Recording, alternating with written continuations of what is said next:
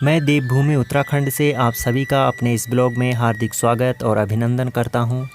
आजकल कार्तिक का महीना चल रहा है और खेतों में हो रही है गेहूं की बुताई। हल को कल शाम को ही मैं खेत में रख के आ गया था और अब मैं जा रहा हूं गौशाला में बैलों को लेने।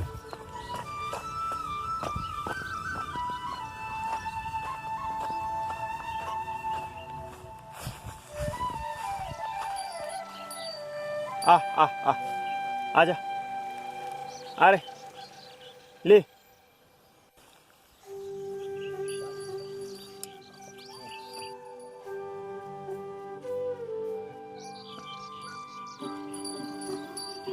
आजा।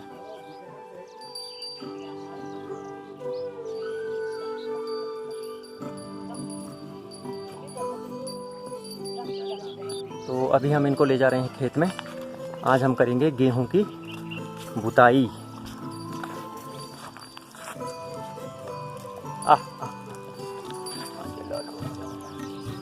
इतने बड़े सींग हैं इसके, लेकिन मारता बिल्कुल नहीं।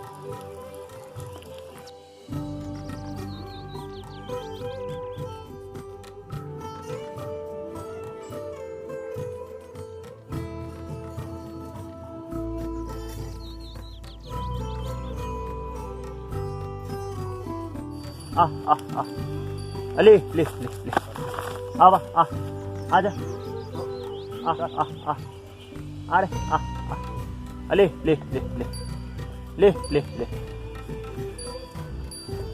आ आ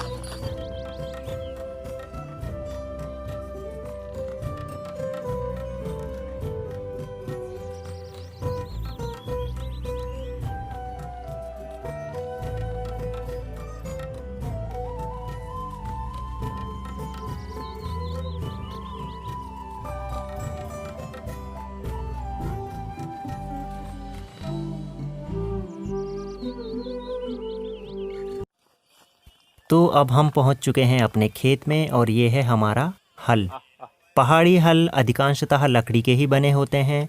अब कुछ नई तकनीक के आधार पर इनमें लोहे की फाल भी लगाई जा रही है, लेकिन हमने इस खेत के लिए पारंपरिक फाल का ही प्रयोग किया है, जिसे कि हम स्थानीय भाषा में निसुड़ा कहते हैं।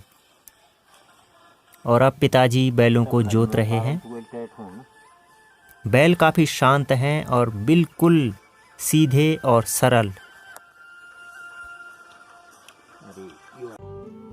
वैसे तो दोनों ही बैलों के सींग काफ़ी बड़े हैं, लेकिन इस काले बैल के सींग कुछ ज़्यादा ही बड़े थे और उसके बाद इनको काटा गया है।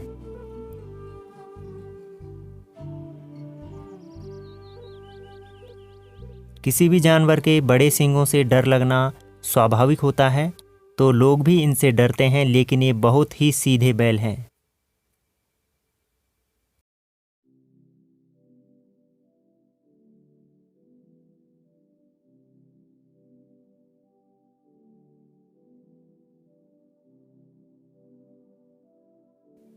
यहाँ पर हमारे 2 खेत हैं, तो नीचे वाले खेत में हम बोएंगे जौ और ऊपर वाले खेत में गेहूँ।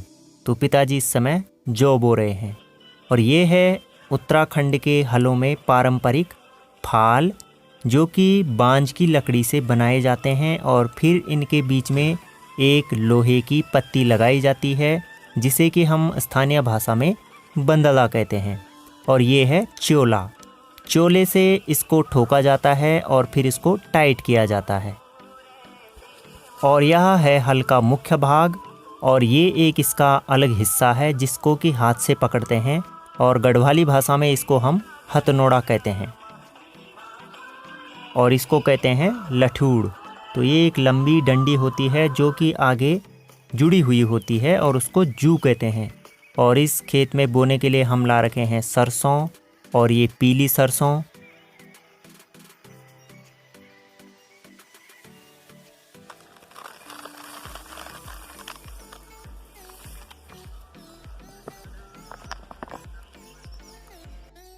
नीचे वाले खेत में जौ बोने के बाद ऊपर वाला जो हमारा सेरा है उसमें बोए जाएंगे गेहूं। और ये हैं पहाड़ी गेहूं का पारंपरिक बीज।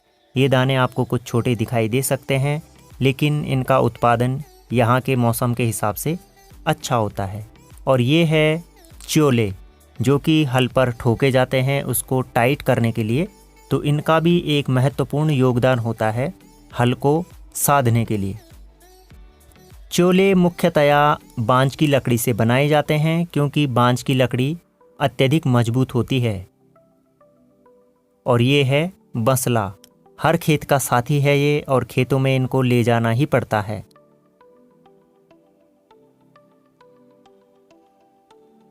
और ये हैं दो बड़ी सी कुदालें, इनका काम है खोदने का। जहाँ पर हल काम नहीं कर पाता है वहाँ पर कुदाल काम करती है।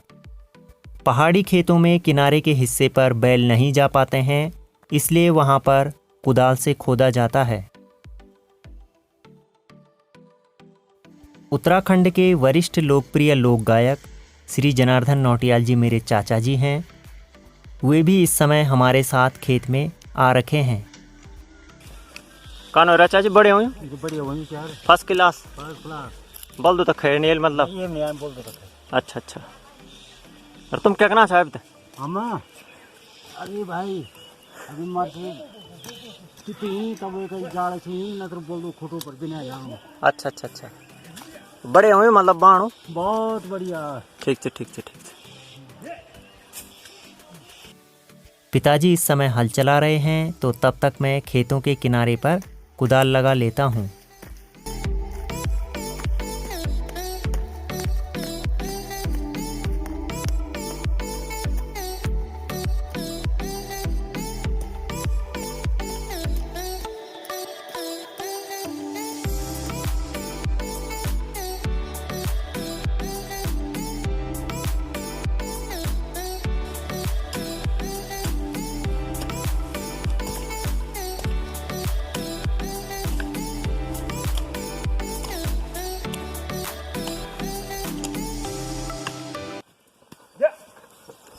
इस खेत में नमी की मात्रा कम है, इसलिए बैलों को भी काफ़ी जोर लगाना पड़ रहा है, और हल भी अच्छी तरह से मिट्टी में नहीं चुभ पा रहा है।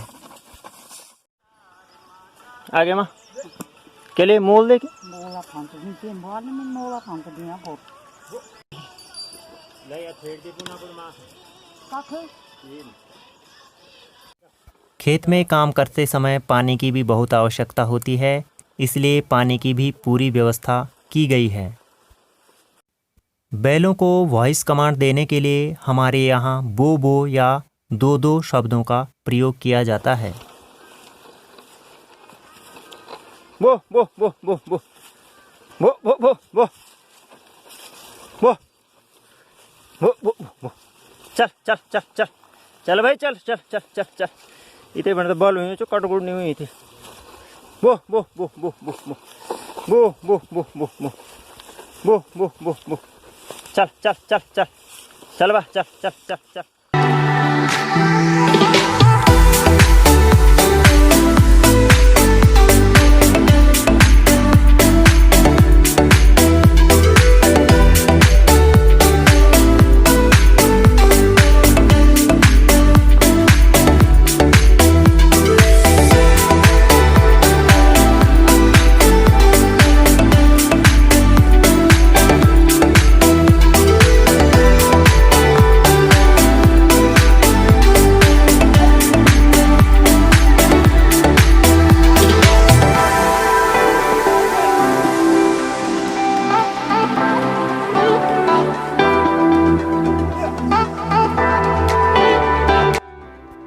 इस वाले खेत में लगभग 15 दिन पहले इस गदेरे से पानी डाला गया था, इसलिए इस खेत में नमी काफ़ी अच्छी बनी हुई है और बैलों को भी हल लगाने में कोई समस्या नहीं हो रही है और वे भी आसानी से चल पा रहे हैं।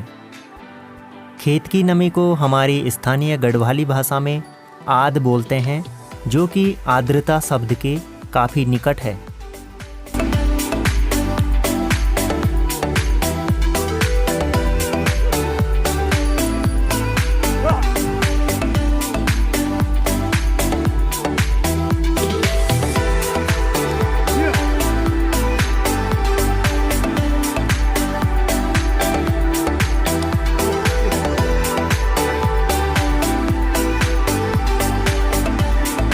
दोस्तों, माँ जी, पिताजी और चाचा जी अभी खेत में है और मुझे ये ड्यूटी दी गई है कि आप घर में जाइए और वहाँ से हमारे लिए चाय बना के लाइए। तो मैं ले जाता हूँ अब खेत में चाय।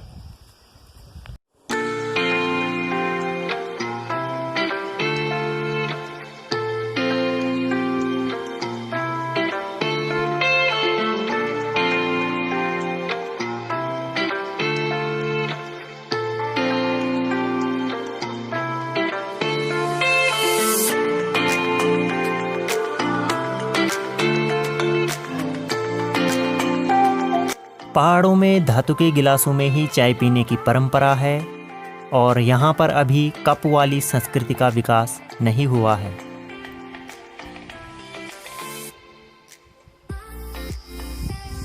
तो दोस्तों, अब मैं पहुँच चुका हूँ खेत में और ये है मेरे पास एक पानी की बोतल, थर्मस और कुछ गिलास।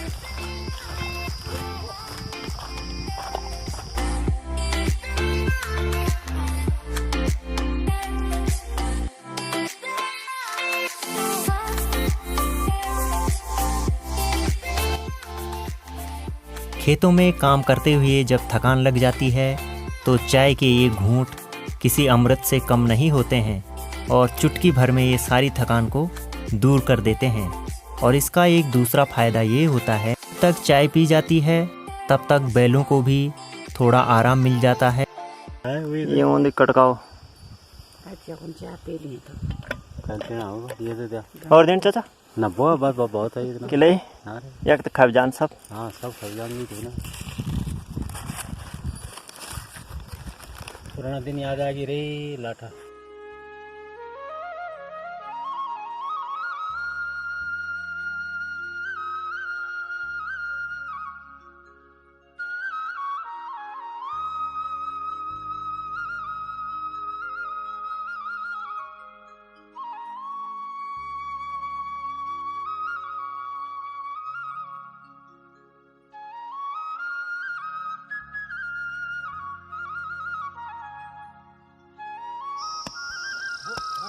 खेत को जोतते समय उसमें मिट्टी के डले आ रहे हैं तो इन डलों को कुदाल की सहायता से फोड़ करके मिट्टी को समतल करना होता है।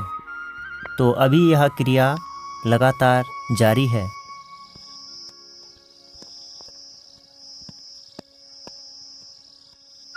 अभी इस खेत को पहली बार जोता जा रहा है और इसके बाद इसको समतल किया जाएगा। उसे हमारी स्थानीय गढ़वाली भाषा में कहते हैं जोल लगाना। तो इसके ऊपर जोर लगाया जाएगा और उसके बाद समतल जब ये हो जाएगा तो उसके बाद इसके ऊपर से गेहूं बोए जाएंगे। अब खेत पूरी तरह से जोता जा चुका है और अब इसे समतल करने की प्रक्रिया शुरू होती है। जैसा कि मैंने आपको पहले बताया, इसे स्थानीय गढ़वाली भाषा में जोल लगाना कहते हैं।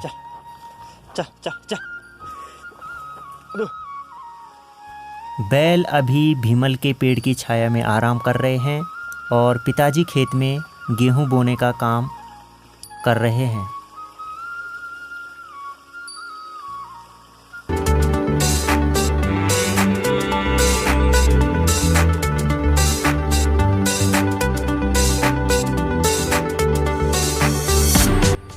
वॉइस कमांड के साथ साथ बैलों को कंट्रोल करने के लिए एक अन्य कमांड की भी ज़रूरत होती है। उसे हम अपने स्थानीय भाषा में कहते हैं सोटगी। यह पेड़ की एक बारीक कच्ची टहनी होती है। खेत में गेहूं बोने के बाद अब फिर से दोबारा खेत को जोता जा रहा है। ये बैल हमारे पड़ोसी गांव कोठिला के श्री चंद्रमोहन सिंह भाई साहब के हैं, इसलिए हम उन्हें भी इस ब्लॉग के माध्यम से धन्यवाद ज्ञापित करते हैं। दोपहर की चिलचिलाती धूप अपने चरम पर है और हम लोग अभी भी खेतों में काम कर रहे हैं।